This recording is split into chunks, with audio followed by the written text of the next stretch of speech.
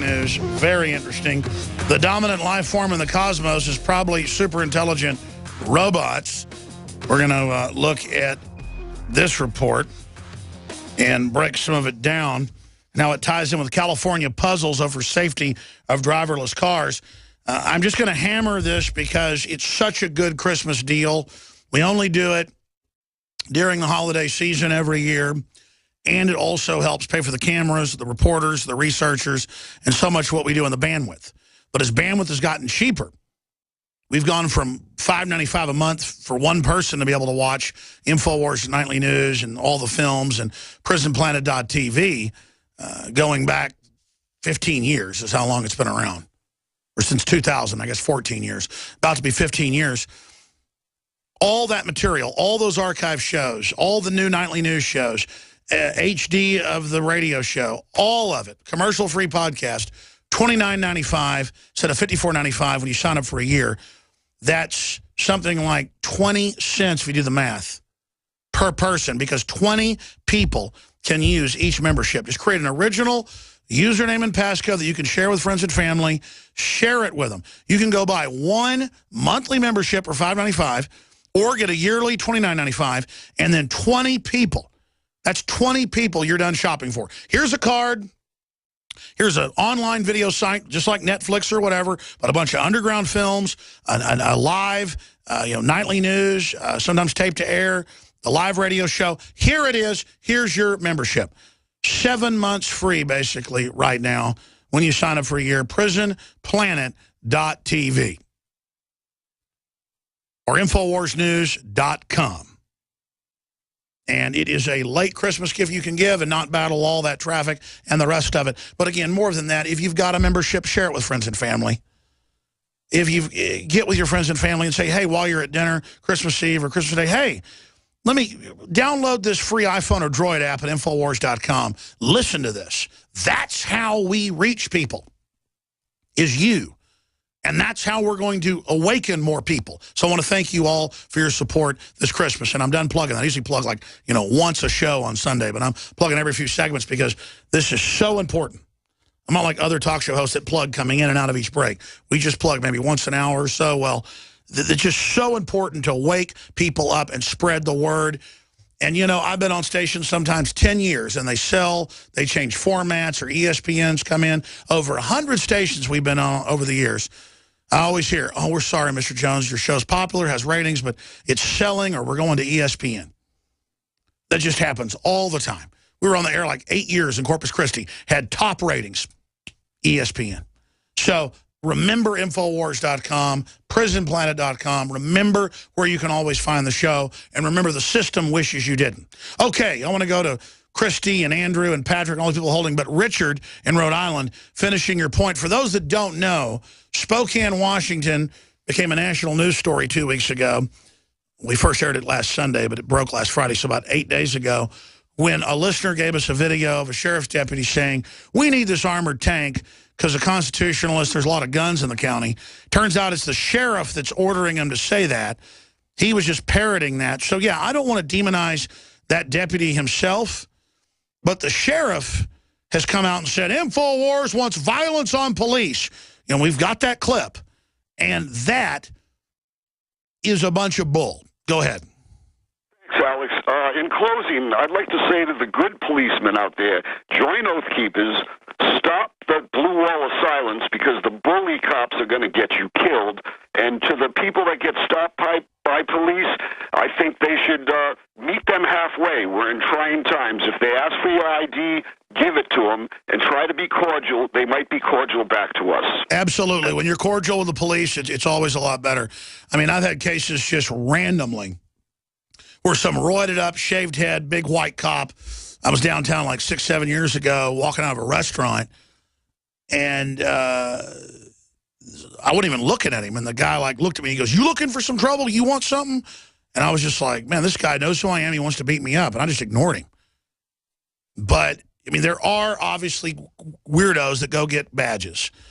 And the feds want that. But it doesn't mean then we just hate everybody. It's the same deal. I mean, I almost got to this earlier. I grew up in a suburb of Dallas. I couldn't imagine if I grew up in actual South Dallas. But I grew up, and I would go to Garland and Richardson and visit friends that had moved away from Rockwall. And, I mean, I used to know, it was just so bizarre. I was thinking about the numbers the other day. I said I've probably been attacked racially 20 times. No, it's worse than that. I was probably attacked racially 20 times in the 6th grade, where there were, like, black kids that had flunked. Some of them were Hispanic, too. I'm not even being stereotypical. That's just what happened to me. I guess there were a few rednecks that had flunked 2 or 3 grades that would start fights, too, but that was later in high school when I got in fights with a bunch of rednecks. And you beat one up when they fight you, and then you got to fight their older brother, and you're at a Sonic, and you're 16, a guy pulls up and gets out and says, a college football player, you put my brother in the hospital, I'm going to kill you, and like almost rips your car door off. I mean, that's the kind of stuff growing up in Dallas. I tell you, I like the liberal culture and not getting in fights and being macho, because I grew up in Dallas. It used to be the murder capital of the U.S., and I mean, let me tell you something. I mean, I've been in the hospital probably 10 times. Broken leg, concussions, I have been in just epic battles. And especially when I was young, man, because I noticed the so-called minorities, once I got bigger and older, it was mainly minorities beating me up when I was in 6th, 7th, 8th, and 9th grade. And, I mean, they would just be sitting there going, you little white cracker piece of, and just, and I learned to fight because of that. And I don't then look at black people and think and hate them. I mean, I guarantee you Eric Holder hasn't been beat up 20 times in 1 year by black people. The whining attorney general. I mean, give me a break. I mean, I have had 270-pound black guy when I was like 14 beating me to a pulp. And you know what I did? I blacked out, no pun intended, and just started getting really vicious. And the police got there, and they're like, how did this kid we're putting this guy in an ambulance. I don't know. I snapped. And that's what happened. And I snapped ever since, by the way. But I am not a racist because of that. I mean, it's unbelievable how much I've been attacked by black people. I mean, it's just over the top.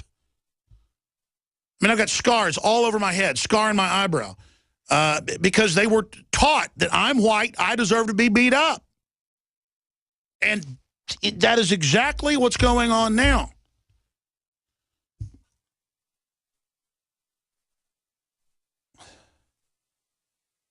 And I just am sick of it. I'm tired of it. I'm tired of being accused of being a racist when all I want is freedom and for everybody to have a good life and go forward. And now I see folks moving in from Louisiana and from Dallas and Houston into Austin. And, man, it's just what I grew up around.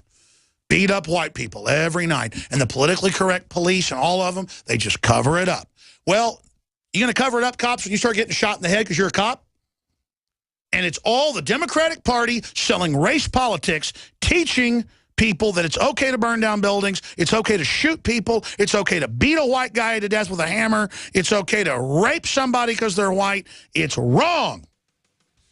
Just like when the Ku Klux Klan pulls up to some black guy and drags him down the highway and kills him. That's disgusting.